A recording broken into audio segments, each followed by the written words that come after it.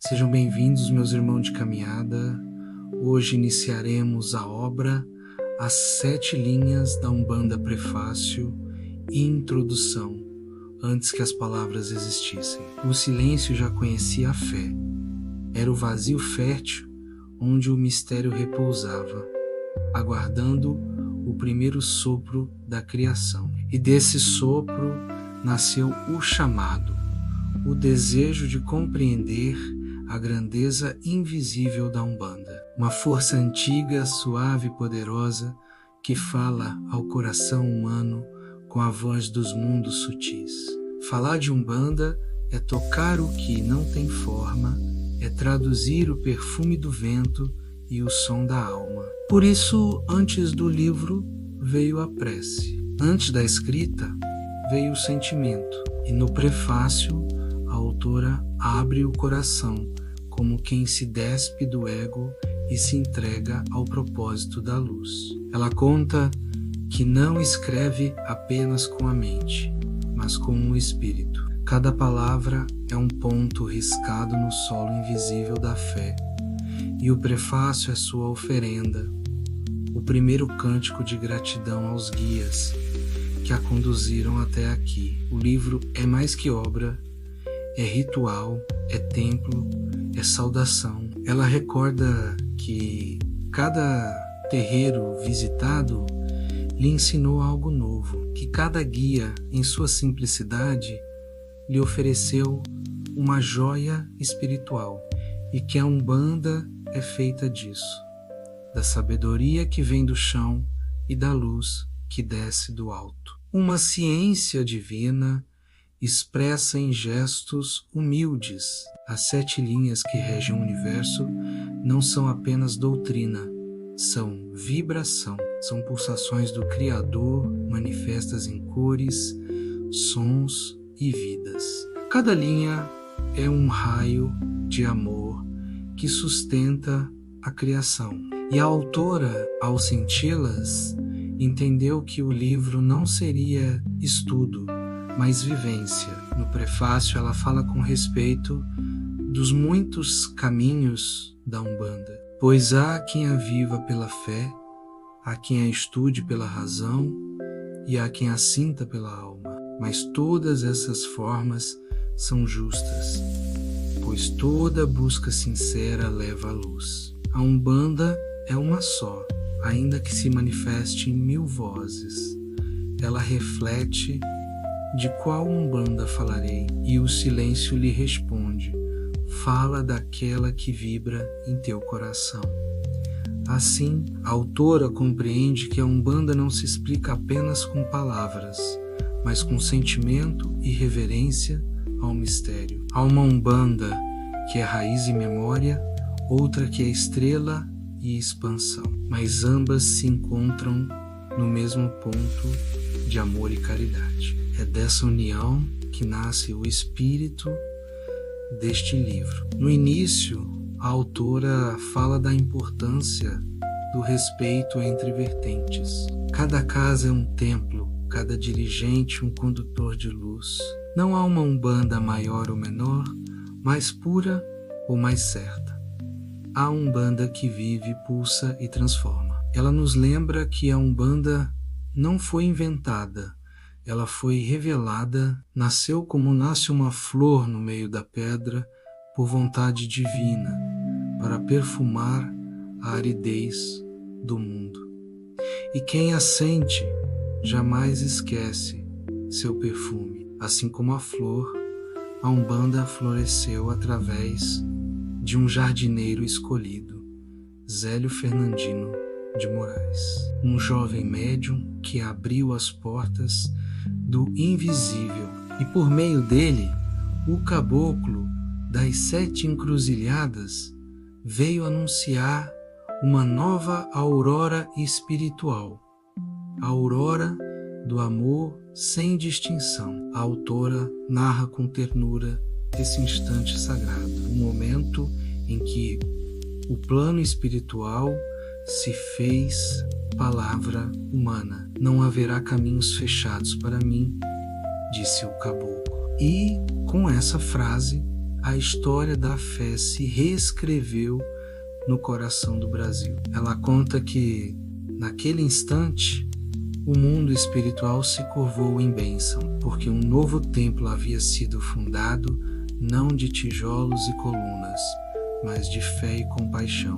A tenda Nossa Senhora da Piedade foi o primeiro altar da nova era, e Maria, a mãe, estendeu seu manto sobre todos. Ali, pobres e ricos, brancos e negros, doutos e analfabetos se uniram sob o mesmo amor.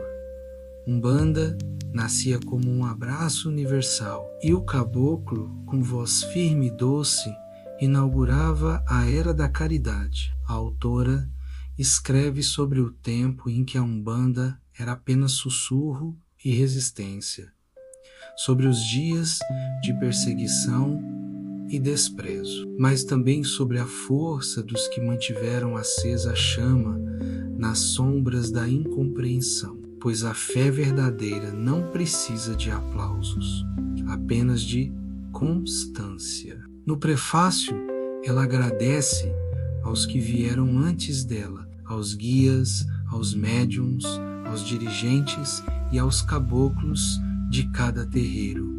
Todos foram degraus na escada da evolução. E cada oração, feita em humildade, ajudou a erguer o templo invisível da Umbanda. Ela fala da Umbanda tradicional, o tronco que sustenta as folhas do tempo. É nela que a autora mergulha, buscando compreender suas origens, porque a tradição é o guardião da pureza. E quem respeita o passado honra o espírito da lei divina. Mas ela também reconhece que a Umbanda é viva e o vivo se transforma.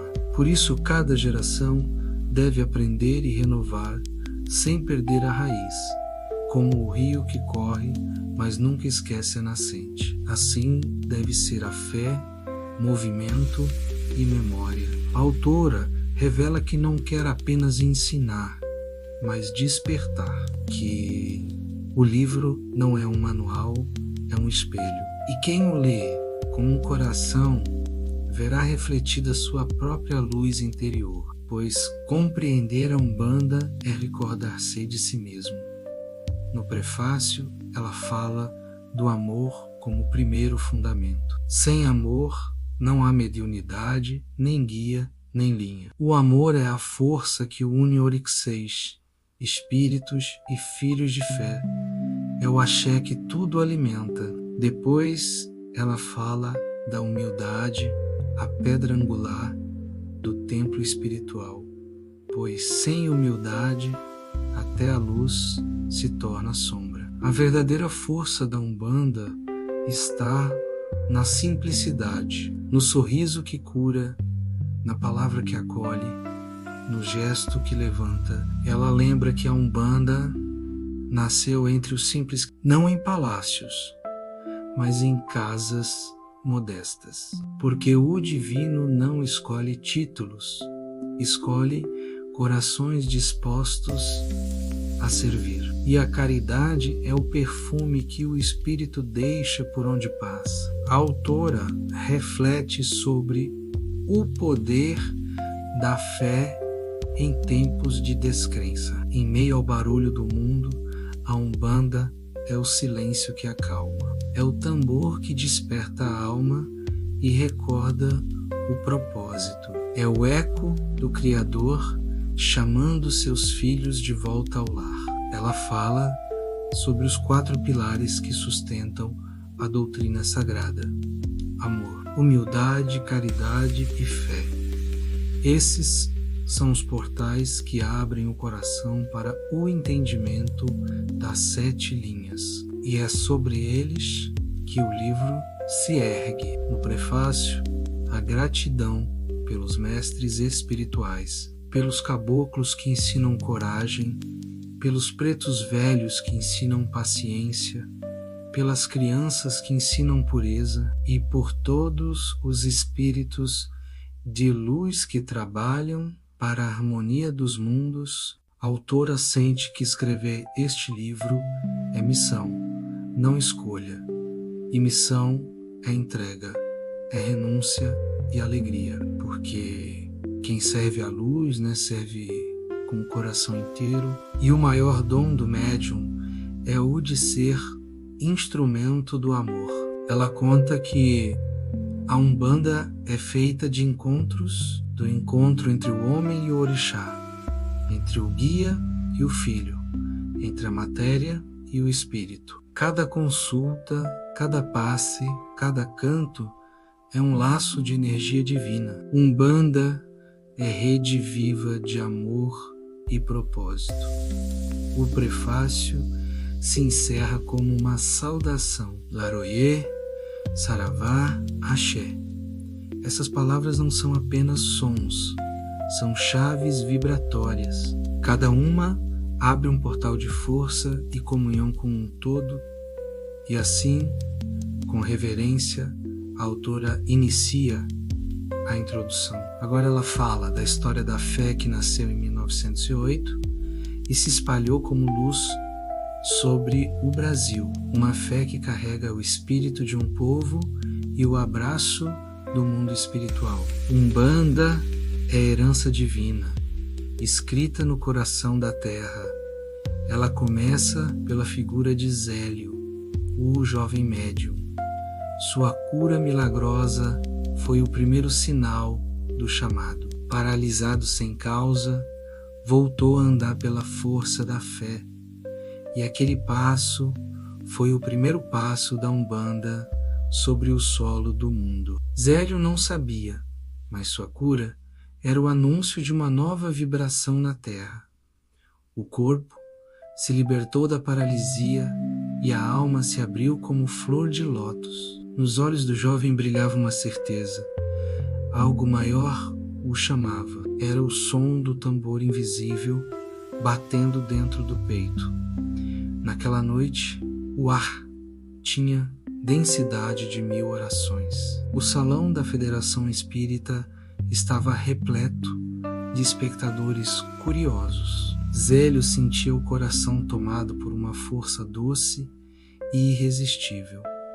E, quando abriu a boca, já não era ele quem falava. Uma voz antiga emergiu, firme como montanha e suave como vento de mata. Disse: "Aqui falta uma flor." E suas mãos, guiadas por amor, colocaram sobre a mesa uma rosa branca. A flor torna-se símbolo do que nascia pureza no trabalho espiritual. Os presentes se entreolharam, sem compreender o gesto, mas o mundo invisível sorria, pois o primeiro ponto da Umbanda estava riscado. Naquela rosa estavam as 7 cores do arco divino. Cada pétala, uma linha. Cada perfume, uma promessa. Logo, espíritos de caboclos e pratos velhos começaram a se manifestar. Vinham serenos, humildes, cheios de sabedoria ancestral, mas foram recebidos com desconfiança pelos estudiosos da época. Chamaram-os de atrasados e o silêncio caiu pesado. Então a voz tomou novamente Zélio e o caboclo das 7 encruzilhadas se revelou. "Não há atraso em quem trabalha pelo amor", ele disse e anunciou: "Amanhã darei início a um novo culto, onde esses espíritos poderão servir em caridade." A promessa foi lançada aos ventos do Brasil espiritual. No dia seguinte, a casa de Zélio se tornou templo, um lar simples iluminado por velas e fé. E ali desceram as primeiras falanges de luz.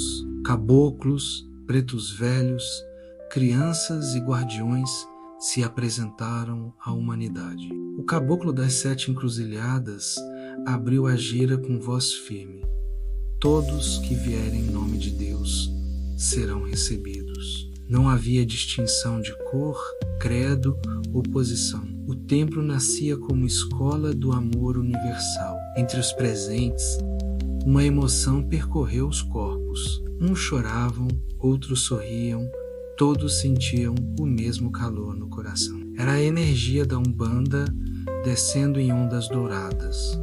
O invisível tornava ser visível, o distante, familiar. Pai Antônio, o preto velho de olhar terno, saudou o caboclo e o médium, com voz arrastada e cheia de bondade. Entoou o primeiro ponto, chegou com Deus o caboclo das 7 encruzilhadas, e assim foi aberta a tenda do amor e da piedade. A casa recebeu o nome de Nossa Senhora da Piedade, porque Maria, Mãe Divina, é o manto que cobre a todos. Sob sua vibração, a Umbanda encontrou abrigo e direção. Ela seria o coração compassivo dessa nova doutrina. A notícia se espalhou como perfume no vento. Filhos de todas as crenças começaram a chegar em busca de consolo, e ninguém saía de mãos vazias, pois o verdadeiro dom era a esperança. Umbanda se tornava a ponte entre mundos. O caboclo determinou a criação de 7 tendas irmãs. Cada uma guardaria uma vibração das 7 linhas. 7 templos, 7 caminhos, 7 portais de luz. Assim, a obra espiritual se expandiria como círculos na água. A autora descreve esse momento como um nascer de sol coletivo. O céu espiritual do Brasil amanhecia. Entidades antigas, anti-escaladas, encontravam voz novamente. E o povo, cansado de dor, reencontrava fé e dignidade. Umbanda, filha da mistura e do amor, começou a crescer. No toque do tambor, o coração do mundo batia mais forte. As orações se misturavam com cantos, risos e lágrimas. Era a alma brasileira reconhecendo sua essência divina. Logo vieram tempos difíceis. As autoridades religiosas e civis não compreendiam aquela fé mestiça. Chamavam-na de superstição, de feitiçaria. Mas os médiuns respondiam apenas com caridade e silêncio, pois a Umbanda não se defende com espadas, mas com preces. Cada sessão era uma oferenda de luz em meio à escuridão do preconceito. Os guias continuavam a trabalhar, incansáveis, e a cada cura, a cada palavra de consolo, a verdade se fazia mais forte. A autora contempla a beleza dessa resistência silenciosa, porque o amor não precisa se impor, ele apenas é. Enquanto muitos criticavam, a Umbanda florescia em humildade, e os templos cresciam como sementes teimosas no solo do tempo. Zélio permaneceu fiel até o fim de seus dias. Não buscou glória, não ergueu monumentos. Seu nome se tornou o ponto de luz entre gerações, um exemplo de serviço e confiança no plano superior. A cada tenda fundada, um novo raio se acendia no astral. As 7 linhas vibravam agora sobre o país, sustentando a missão, e o caboclo das 7 encruzilhadas continuava a conduzir os trabalhos, invisível, mas presente. Umbanda já era força viva, pulsando no coração da humanidade. Vamos parar por aqui e nos vemos na próxima parte desse introdução. Saravá.